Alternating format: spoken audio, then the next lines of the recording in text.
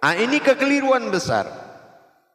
Menterjemahkan Al-Quran dengan qiraat arti tanpa mencapai hidayah atau hikmah atau makna, ini sudah keluar dari tujuan dan maksud Al-Quran. Dikatakan kalimah, dia adalah kalam yang dituliskan, bukan tulisan yang dikalamkan. Dia adalah kalam yang dituliskan. Ini dinamakan kalimah. Berasal dari wahyu dituliskan, itu namanya kalimah. Tetapi kodrat yang ada di dalam wahyu ini yang dinamakan dengan kulimah, atau dikatakan saripatinya atau arasnya Al-Quran. Ini sangat wajib kita pahami. Kenapa? Al-Quran ini kita kajikan, pernah kita sampaikan. Dia 3 cara pemahaman kodratnya. Ada Al-Qara'an. Kalau Al-Qara'an, kita membaca. Ya, qara' membaca, an itu diri. Atau dikatakan membaca hakikat. Karena an itu bersifat hakikat. Al-Quran. Nah, tadi Al-Qara'an, yang kedua Al-Quran. Ini secara hijaiyahnya kita melihat. Quran itu adalah pembacaan rahasia atau makna. Nah, ya. Yang ketiga Al-Qur'ain. Ada ain di situ, Al-Quran. Ain, ada ain. Nah, ini melihat, menyaksikan. Jadi kalau kita sudah bisa membaca hikmah dan mentadabur kodratnya, memandang wujud rahasianya Al-Qur'an, Al-Qara'an, Al-Quran dan Al-Qur'ain tadi, maka kita sudah mendapatkan hikmah atau faham. Tapi kalau kita belum memiliki kemampuan di situ, kita akan menerjemahkan dengan dalil amaliyah atau akal. Nah, ini kodratnya 3, alif lam mim. Ada pembacaan kodrat tentang Tuhan, ada tentang alam, dan ada tentang umat atau diri. Al-Quran juga bersifat 2 kodrat. Ada Muhammad terhadap langsung kepada diri umat. Ada yang dikatakan mutasyabihat. Nah, ini perbuatan yang dicontohkan seperti orang-orang sebelum kita. Ada yang boleh dikerjakan, ada yang boleh tidak. Nah, di dalam hal ini 3 lagi pembacaannya tadi, yaitu tentang ilmu, iman, akal. Nah, ini dikatakan hijaiyah, jabariyah, falakiyah. Falakiyah makna jumlah ayat dan angka yang terjadi di dalam surat. Itu bukan sembarangan angka itu diadakan. Kenapa semua ayat dibatasi oleh angka? Jumlah 114, 7, 19, 24, 6666. Semua dibatasi, itu falakiyah, perhitungan Allah. Dan digolongkan kunci. Berhasil membuka angka maka dapat jabariyah. Nah, jabariyah. Nah, kita harus tahu bagaimana pembacaan sejarah hijaiyah, pengenalan huruf. Nah, ini kita harus paham. Nah, ini yang dinamakan kulimah atau kulimah atau kalimah. Ini hijaiyah. Ya. Nanti ada disebut dengan falakiyah, itu adalah angka. Jabariyah adalah makna hakikat. Jadi ada jabariyah, ada hijaiyah, ada falakiyah. Nah, sekarang kita bicara tentang hijaiyah, yaitu ada kalimah dan kulimah. Kulimah adalah salah satu rahasia berupa zat berupa batin, berupa ruh, berupa kodrat, aras, qudsi. Nah itu namanya kulimah yang ada di dalam ayat. Kodrat aslinya huruf tadi. Itu kodrat aslinya. Kalau sekarang kan law mahfuznya, penampakan. Tulisan itu kan penampakan. Tapi aslinya itu adalah kulimahnya. Nah ini kodrat. Alif itu terbuat dari apa? Ba itu kulimahnya apa? Kalimah ba kulimahnya apa? Kalimah alif kulimahnya apa? Kalimah ta kulimahnya apa?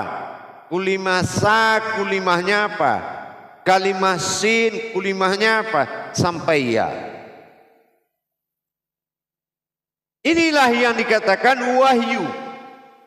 Dalam wahyu itu ada tiga, ada aras, ada qudsi, ada karamatullah. Nah di dalam Al-Quran dikatakan hidayah, yang dikatakan hidayah yang tiga tadi.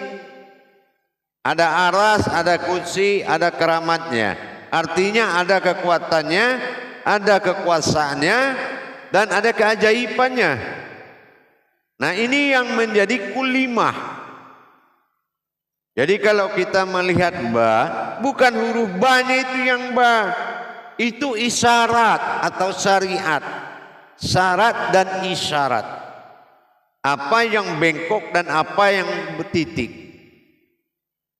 Nah ini titik wujud dan ba, bara, bara'ah, bakah atau batin. Berarti ada wujud. Ya, ada wujud di dalam batin. Nah gitu. Berarti wujud batin berasal daripada wujud. Wujud dulu baru batin. Nah, ini kita harus tahu itu yang dinamakan dengan kulimah. Nah, disitulah dasarnya ada ayat dinamakan ayat suci. Maka terkait dengan adanya kulimah di dalam kalimah, maka timbullah dengan cara pembacaan dengan cara ayat suci. Bagaimana cara kita membaca ayat suci tadi? Pertama kita kenal dulu kulimah yang ada di dalam kalimah. Makanya kalau isi Al-Quran itu dinuzul kepada diri, diri menjadi kulimahnya Allah. Nah seperti itu. Nah kalau mengetahui kulimah yang ada di dalam kalimah, maka kita wajib mengkaji hijaiyahnya, hurufnya. Nah saya percontohkan kalimahnya alif. Kulimahnya, nah kita cari apa kulimahnya? Alif, alif, lam, fa. Alif, lam, fa itu alam batin namanya. Tapi tingkat batinnya fa, bukan ba. Kalau fa itu tingkat batin Tuhan. Kalau tingkat batin Tuhan itu kodratnya bilah. Ya, nah. Jadi kalau kita melihat kodrat alif, kita lihat bagaimana asal usulnya adanya alif dan menjadi nur kasiyah atau penampakan. Nah ini yang dinamakan kulimah. Adanya bermula akan sukun, hadir titik yang kedua, titik wujud hayat berupa batin yang terlihat nur kasiyah. Dari ada sukun, ada titik, ada hayat, berarti tiga batin disebut alif. Nah, jadi kita harus melihat tiga kodrat tadi. Ini yang dikatakan ahad. Dia satu, kodratnya tiga. Nampaknya satu, kodratnya tiga. Ini makanya ahad. Alif, ha, dal, artinya perjalanan rahasia atau perjalanan batin. Nah ini ahad, makanya abtar terlihat. Tapi ada batin yang tidak terlihat kulimahnya duluan, malah dohirnya hilang, kalimahnya hilang, kulimahnya ada, dibaca ada, dilihat ada. Inilah alif pada sifat badal wahid tunggal yang ada dalam bismillah. Nah, perbedaannya dia tidak memperlihatkan kodrat, dia tidak memperlihatkan wujud kalimah, tapi kulimahnya dibaca ada, dia kalimahnya enggak ada. Nah ini kerahasiaannya jatuh kepada diri. Tapi kalau yang abtar, yang terlihat, nah di sini sudah terlihat alif nyata yang ada pada basmalah, itu nyata, bukan bis. Kalau dalam bi itu tidak ada, dalam ba dia ada.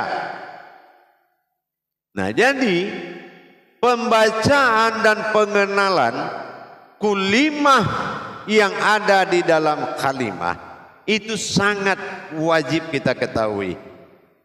Apalagi menggerakkan ayat suci atau kulimah itu, dikumandangkan kulimah dipandang oleh mata batin, itulah yang dikatakan ibadah. Dari mana dia keluar dan apa yang menggerakkan dan apa yang bersuara. Digerakkan oleh hati, dimunculkan oleh hati, digerakkan oleh jantung, disuarakan oleh mulut. Terus kita siapa? Jangan bicara kesucian ada di kita di situ. Kalau bicara kesucian, kembali kepada alif tadi.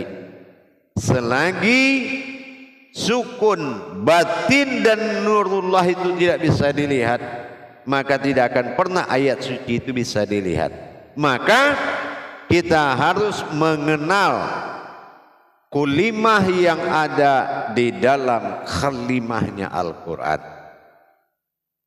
Kalau kita tidak punya kemampuan di situ, kita tidak akan pernah mengerti apa yang dimaksud oleh Allah.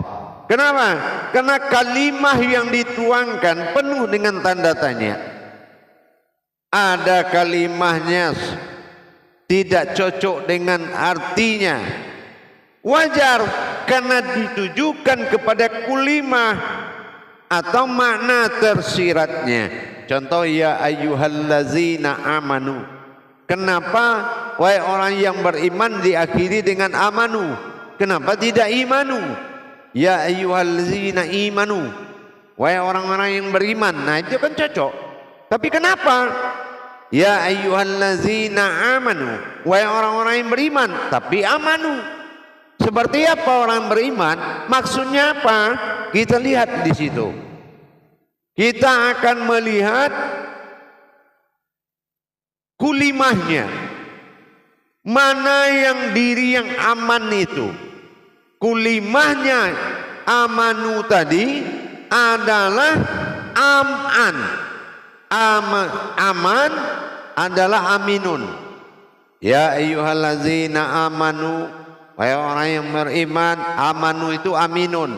Aminun itu artinya amanah. Amanah ini imanah.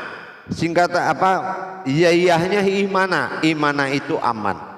Jadi orang yang percaya kepada amanahku, maka amanlah dia. Apa yang dikatakan aman? Kalau aman sudah selamat. Siapa yang selamat? Am-an. Anta alaihim. Itu yang aman. An adalah batin, am yang terlihat, ta'ala adalah Tuhan, ihim adalah berupa diri.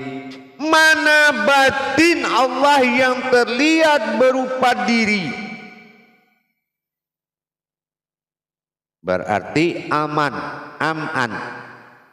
Nah kalau di Al-Quran suratnya am'an, na am'an. Na aku an batin am terlihat. Siratal lazina an'amta alaihim. Ta'ala Tuhan, ihim berupakan diri. Nah, jadi apa kulimahnya? An'am. Nah, begitulah. Jadi kita harus mengerti ilmu rububiyahnya, yaitu memandang, bisa melihat apa yang dibaca. Tapi kalau kita belum bisa melihat apa yang dibaca, hukum ayat itu belum jatuh menjadi kauli, tetap menjadi ayat. Kalau dia tetap menjadi ayat, ini makom akan menentukan perbedaan. Contoh sholat, ya kan? Di sholat, di tahiyat awal ada salawat, Allahumma sholli ala sayyidina Muhammad. Itu kan salawat. Masa ada di sholat fardu? Nah, tapi karena syarat sah sholat itu adalah fikli, kauli, kolbi. Fikli perbuatan, kauli bacaan, dan kolbi ini tempat. Kalau dia kauli, kauli ini adalah kodrat dari ayat. Jadi kalau Sayyidina Muhammad bukan tajalinya, itu adalah sifatnya dalil. Ya, itu namanya kalimah. Itu kalimah. Kulimahnya apa? Kita akan menyaksikan zat Allah itu berwujud kepada nurnya. Nah, itu yang dikatakan kauli. Jadi bukan bacaan, tetapi kita melihat kauli yang ada di dalam ayat. Ini yang dikatakan kalimah. Kita menyaksikan gerakan kulimah di dalam sholat, dalam membaca. Jadi ini ilmu rububiyah namanya. Jadi kita wajib menyaksikan apa yang kita baca. Karena Al-Quran tidaklah sebuah bacaan, tetapi sejarahnya adalah sebuah ikra, sebuah perkataan, ya, yaitu perkataan yang dituliskan, bukan tulisan yang dikatakan. Nah, gitu, itu perbedaan. Bukan tulisan yang dikatakan, tapi kata yang dituliskan. Nah, gitu. Jadi perbedaannya di situ adalah wahyu. Dia berasal dari kata yang dituliskan. Tapi kalau kita menulis, baru kita katakan, itu bukan wahyu namanya. Nah, jadi demikian jemaah, para hadirin dan hadirat, kaum muslimin dan muslimat. Mudah-mudahan meningkat terus iman kita. Ya, meningkatlah hendaknya ya Allah iman kita dalam memahami-Mu ya Allah, dengan tentunya kita belajar. Ya, jangan mengambil suatu keputusan yang membuat akal manusia, akal umat itu mencerca Allah. Hati-hati berkalam di jalan Allah. Apalagi saya ingatkan, semakin banyaknya cerita guru-guru ma'rifat, berhati-hatilah. Kamu bukan orang yang memakai, tapi orang yang menyampaikan. Jangan menyampaikan sebelum juga tauhid, tafrid dan jerid. Artinya tauhid nyata berhubungan, tafrid nyata merasakan, dan tajrid nyata mengalami. Sudahkah kamu mengalami apa yang kamu sampaikan? Inilah yang wantu, kebenaran yang diharapkan oleh umat. Nah, jadi beberapa saat pernah saya ditanya, Assalamualaikum Buya. Waalaikumsalam. Kenapa saya tidak nyaman jadi imam Buya? Iya, karena kamu jadi imam bukan kamu. Kamu harus memakai kodrat imam. Kodrat imam didirikan dengan iqamat ayyala sholah, dan kodrat jemaah karena dia ifa'alus mengerjakan, didirikan dengan hayya 'alal falah. Dan itu yang mendirikan adalah muawin, orang yang melaksanakan iqamat.